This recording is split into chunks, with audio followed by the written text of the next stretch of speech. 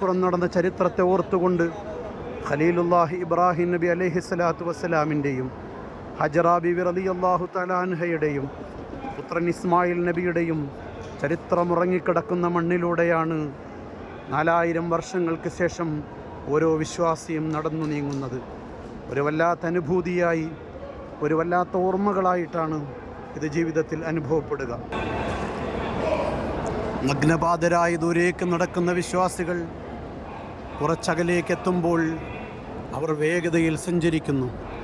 അവിടെയാണ് ഹജറ ബീവി ഓടിയത് എന്നും ദാഹവിവശനായി കിടക്കുന്ന കുഞ്ഞ് അവസാനം ശബ്ദം നിലച്ചിറങ്ങി വന്നപ്പോൾ കണ്ടത് കുട്ടിക്കാലിട്ടടിച്ച ഭാഗത്ത് മാലാഖ ജിബ്രീൽ അലൈഹിസ്സലാത്തു വസ്സലാമിൻ്റെ ചിറകടി കൊണ്ട് ഒരു വെള്ളത്തിൻ്റെ പ്രവാഹമുണ്ടാകുന്നു.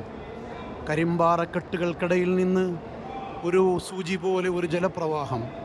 അതൊരത്ഭുതത്തിൻ്റെ പ്രവാഹമായിരുന്നു. ആ പ്രവാഹമുണ്ടായിടത്ത് കുതിച്ചു പായുന്ന ആ വെള്ളത്തെ തടഞ്ഞു നിർത്തിക്കൊണ്ട് അന്ന് ഹാജറ ബീവി പറഞ്ഞു, സംസം അടങ്ങ് എന്ന്. കവിഞ്ഞൊഴുകുന്ന ആ വെള്ളത്തെ അടുത്ത് കണ്ടിരുന്ന കല്ലുകളും മണ്ണും കൂട്ടിച്ചേർത്ത് ഹാജറ ബീവി തടഞ്ഞു നിർത്തി പറഞ്ഞു, സംസം അടങ്ങ് എന്ന്. ആ വെള്ളമെന്ന് ചരിത്രത്തിലെ അത്ഭുതമായി ഇന്നും നിലനിൽക്കുന്നു. മലമുകളിൽ നിന്ന് ഒഴുകി വന്ന, പാറക്കെട്ടുകൾക്കിടയിൽ നിന്ന് ഉതിർന്നു വന്ന ആ തെളിനീർ 10,000-കണക്കിനല്ല, അതിനേക്കാൾ കൂടുതൽ ദിനം പ്രതി ആ കിണറിൽ നിന്ന് വെള്ളം പമ്പ് ചെയ്തുകൊണ്ടേയിരിക്കുന്നു. മക്കയിൽ, മദീനയിൽ, ഇരു ഹറമുകളിലും ആ സംസം വെള്ളമാണ് ഉപയോഗിച്ചു കൊണ്ടിരിക്കുന്നത്.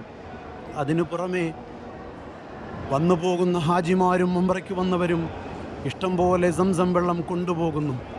പക്ഷേ 4500 വർഷങ്ങൾക്കപ്പുറം ചരിത്രത്തിൻ്റെ പിറകിലേക്ക് പോകുമ്പോഴും ഒരിക്കൽ പോലും വറ്റാത്ത ഒരത്ഭുത പ്രവാഹമായി സംസം വെള്ളം ഇന്നും ലോകത്തിന് അത്ഭുതം തീർത്തുകൊണ്ടേയിരിക്കുന്നു.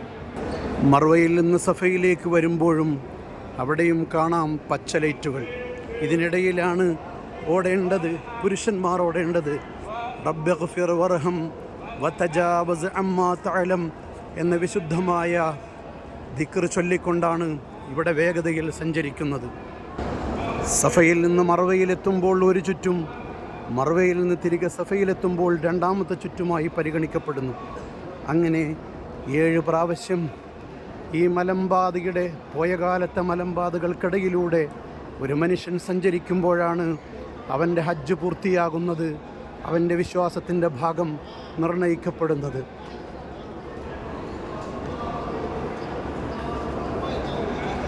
സഫയിൽ നിന്ന് മർവയിലേക്കും, മർവയിൽ നിന്ന് സഫയിലേക്കുമുള്ള മനുഷ്യൻ്റെ സഞ്ചാരം അതൊരോർമ്മപ്പെടുത്തലാണ്, അതൊരനുസ്മരണമാണ്.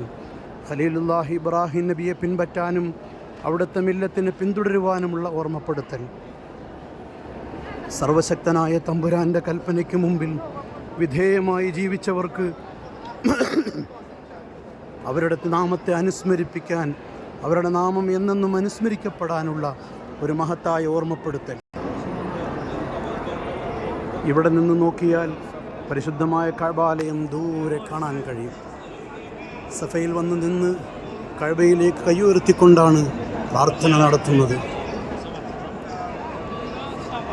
5000 വർഷങ്ങൾക്കപ്പുറം നടന്ന ആ ചരിത്രത്തെ ഓർമ്മിച്ചുകൊണ്ട് വിശ്വാസി വൃന്ദങ്ങൾ ഇന്നും ഇടതടവില്ലാതെ സഫയിൽ നിന്ന് മർവയിലേക്കും, മർവയിൽ നിന്ന് സഫയിലേക്കും ആ പ്രയാണം തുടർന്നുകൊണ്ടേയിരിക്കുന്നു. ലോക ചരിത്രത്തിലെ അത്ഭുതമായി, ഒരഭൂതപ്രവാഹമായി ആ സഞ്ചാരം ഇന്നും തുടർന്നുകൊണ്ടേയിരിക്കുന്നു.